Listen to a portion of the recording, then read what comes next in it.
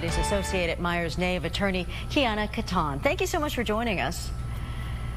Hi, thank you so much for having me. So as you know, the mandate is only being dropped for the vaccinated. So what can or even should California businesses do about verifying customer vaccination status? Well, I imagine that certainly businesses, they are able to continue to have vaccination requirements as they are private businesses.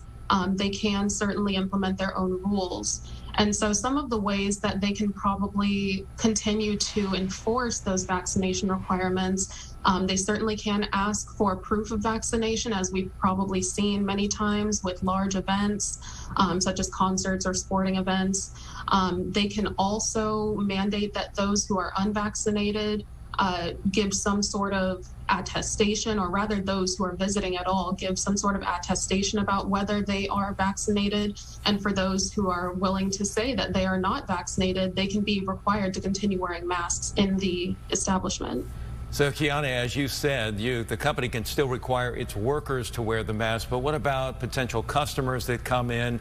Is it just good enough to be able to say, yeah, I'm vaccinated, don't worry about it, I'm not going to wear a mask? Well, for customers, I would like to say that businesses do generally have more leeway. So certainly if it's a private establishment, they are able to exclude those who refuse to wear a mask. They can also, again, ask for proof of vaccination or for attestation of a vaccination. And this goes for both employees and for customers. What about for employees at companies who may be uncomfortable being around others who are not wearing masks any longer? Do they have any recourse? Well, businesses are required to make accommodations for those who are, for example, objecting to vaccination on a religious basis or on a disability-related basis.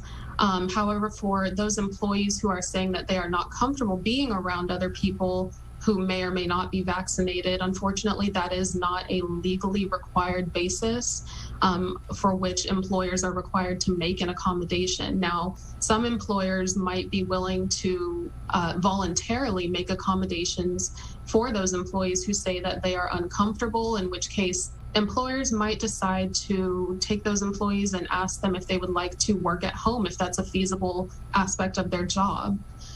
Employers can also ask those employees if they may want to spread out a little bit more or work in an area where they are not at as high of a risk of contracting COVID from those around them. So there are ways that employers can make those accommodations voluntarily, even if they are not legally required to do so.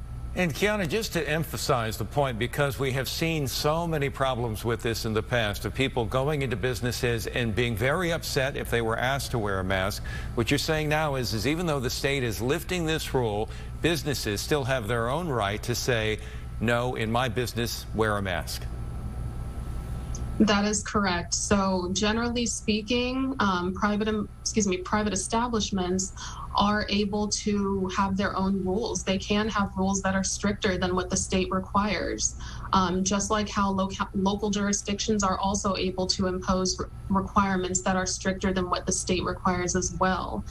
So for example, although San Diego County is not imposing its own COVID masking restrictions, Los Angeles County is the perfect example. So even though the state is lifting the mask mandate for everybody in the state, Los Angeles actually has its own county-wide requirements for masking, and so those will continue to be in place even after the statewide lift takes effect. Attorney Kiana Caton, thank you so much for lending us your expertise. Thank you. Have a good day. You too.